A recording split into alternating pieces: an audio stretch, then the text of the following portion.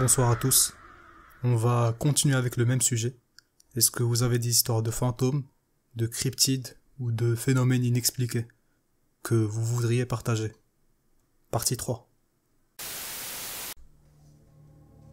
Il y a quelques années, un événement très étrange s'est produit dans la maison de mon père. Il s'est réveillé en entendant des chiens aboyer. Il s'est rendu compte que les chiens du voisinage aboyaient à cause de quelque chose qui se déplaçait près de la route. Quand son propre chien a commencé à aboyer, il est sorti pour voir ce qui se passait. De l'autre côté de la rue, il n'y a pratiquement que des forêts, à l'exception d'une église qui à l'époque n'était qu'un terrain de gravier.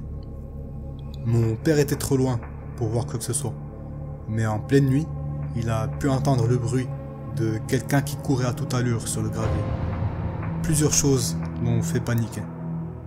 Premièrement, quelle que soit cette personne ou cette créature, elle se déplaçait à deux jambes. Vous pouvez toujours essayer de faire courir un chien sur du gravier plutôt qu'un humain, et vous verrez ou entendrez la différence.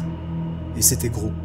Lui et moi avons vu de grands animaux, comme des ours et des élans, courir dans les bois. Et selon lui, on aurait dit que cette chose faisait la même taille. Deuxièmement, l'animal devait courir à une vitesse de 40 à 50 km/h, dans la clairière du terrain, puis il a ralenti en retournant dans les bois. Mon père a pu comparer la vitesse parce que la route elle-même est limitée à 45, donc cette chose allait aussi vite qu'une voiture qui passait sur cette route. Troisièmement, et la dernière chose, c'est que l'animal soufflait et haletait si fort qu'on pouvait l'entendre depuis sa porte d'entrée, et il était évident que ce n'était pas humain. Plus tard, nous avons consulté internet pour comparer le son de l'animal à celui d'autres animaux, mais il ne ressemblait vraiment à rien de ce qu'il avait entendu auparavant.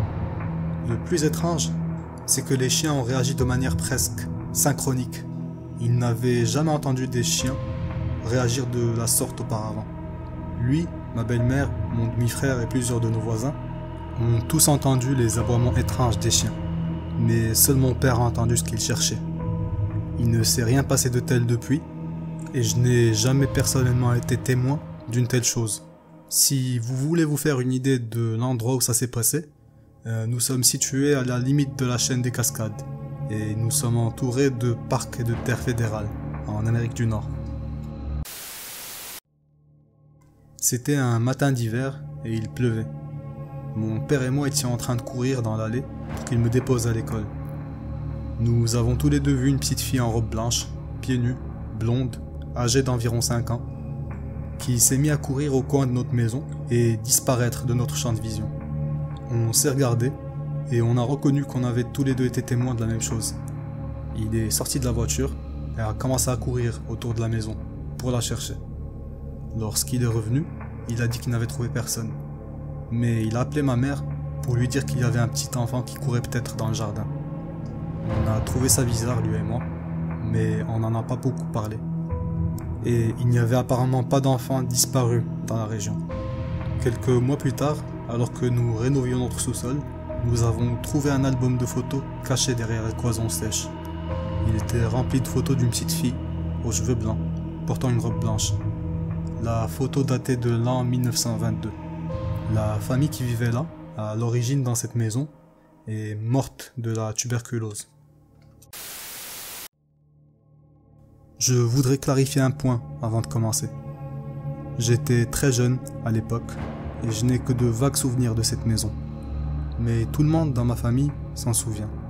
Alors je vais donner les quelques exemples dont je me souviens moi-même et ensuite des histoires de famille. Mon cousin possédait une maison de vacances quelque part dans le nord du pays, que nous appelions tous The Bog, le marais, en référence aux champs de tourbe qui entouraient la maison. Pour dresser la liste de tous les phénomènes paranormaux qu'on a vécu à cet endroit, ma famille racontait que des lumières s'allumaient et s'éteignaient d'elles-mêmes dans différentes pièces. Il y avait des pas étranges dans le couloir. La veilleuse de mon frère, qui était alimentée par une pile, s'éteignait et se rallumait de manière aléatoire, même quand on changeait les piles. Il y avait des peluches jetées dans la salle de jeu ou cachées dans un endroit différent de celui où je les ai déposées. Ma mère a entendu la porte de sa chambre s'ouvrir pendant la nuit et des petits pas sur le sol. Elle a ouvert les draps de son lit en pensant que c'était moi qui venait dormir avec elle. Mais il n'y avait rien. Ma grand-mère m'a raconté que lorsqu'elle était entrée dans la maison pour la première fois, elle a posé sa valise près de la porte d'entrée et elle est sortie aller chercher son sac à main. En entrant dans la maison, elle s'est aperçue que la valise avait disparu. Lorsqu'elle est montée dans la chambre qu'elle occupe habituellement, sa valise était sur son lit. Agacée, elle dit à voix haute « Maintenant, je veux plus de ce comportement, vous comprenez ?» Et elle n'a jamais connu d'autres situations paranormales. Mon grand-père m'a raconté qu'un matin, il s'est promené dans la campagne avec ma grand-mère et à son retour, il a trouvé les lits de 2 chambres retournés sur le dos, les cadres tournés vers le plafond. De toute évidence, ils sont allés vérifier si des animaux avaient pénétré dans la maison, mais sont revenus bredouilles. Il n'y avait aucune trace d'effraction à l'intérieur de la maison. Il est parti plus tard dans la journée, en jurant qu'il ne mettrait plus jamais les pieds dans cette maison maudite. Mais le plus étrange, c'est que les cousins qui possédaient la maison n'ont jamais rien vu et disent qu'il ne leur est jamais rien arrivé. Ils sont également extrêmement riches et ont entièrement vidé et rénové la maison avant même de l'utiliser comme maison de vacances, de sorte que l'électricité et la plomberie ont été refaites à neuf. À ce jour, c'est la seule expérience paranormale que ma famille et moi ayons eue. Et bien que je sois très sceptique quant à la plupart des activités paranormales, celle-ci est tout simplement inexplicable pour nous. Il y a quelques années, ma femme et moi avons affrété un bateau au départ de Key West pour faire de la plongée. Nous étions donc 10 km au large, dans une profondeur d'1 mètre seulement, et on passait le temps à pêcher des coquillages. Il n'y avait que ma femme et moi dans l'eau, et le capitaine du bateau, à des kilomètres à la ronde. À environ 50 mètres de nous, je remarque une ombre dure qui se déplace lentement sous l'eau. Je l'observe 30 à 45 secondes, et elle s'arrête de bouger.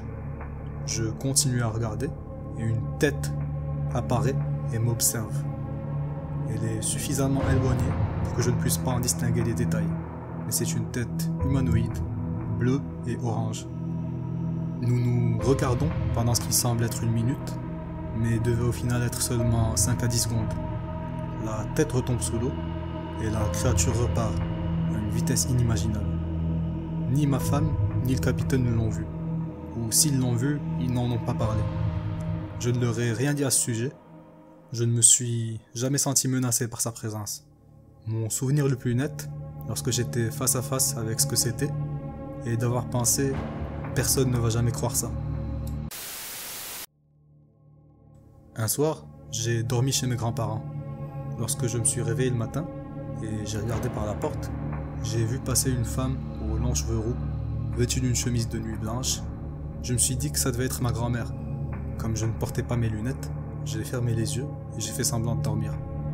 C'est alors que j'ai réalisé que ma grand-mère portait un pantalon de pyjama en flanelle rouge et une chemise rouge à manches longues. Ses cheveux sont roux, oui, mais ils sont courts. Je me souviens d'avoir vu, à travers mes cils, la silhouette de cette personne. Elle me regardait, puis elle s'est retournée et a continué sa route dans le couloir. J'ai sauté du lit et j'ai couru jusqu'à ma grand-mère. Elle portait toujours la même chemise rouge. Il n'y avait personne d'autre que mon grand-père dans la maison, et il dormait encore profondément. Il y avait de quoi avoir la chair de poule. Quand j'étais bébé, j'avais un tas d'animaux en peluche dans un filet sur un coin de mur de ma chambre, visible depuis mon berceau. Un soir, après m'avoir couché, ma mère et ma grand-mère m'ont entendu glousser sur le babyphone alors qu'elles étaient assises ensemble dans la cuisine. Elles sont montées vérifier, parce que c'était étrange, j'aurais dû être endormi à ce moment-là. Elles sont entrées dans ma chambre et ont trouvé tous les animaux en peluche, bien alignés, devant mon berceau, avec le filet encore intact. Ma mère, ma grand-mère et moi étions les seuls à la maison. Une fois, dans les années 90, la voiture de mon père est tombée en panne au milieu de la nuit. Il était seul, sur une route secondaire, où il ne se passait pas grand-chose. Il se trouve qu'il est tombé en panne juste à côté d'une maison. Il avait l'air un peu délabré, mais peu importe. Il devait appeler quelqu'un pour venir le chercher. Il s'est approché, a frappé à la porte et une dame âgée lui a répondu. Il était gentil et l'a laissé utiliser son téléphone pour appeler son père. Son père est venu le chercher et le lendemain matin, ils sont revenus remarquer la voiture. Il n'y avait plus de maison, ni aucun signe de celle-ci.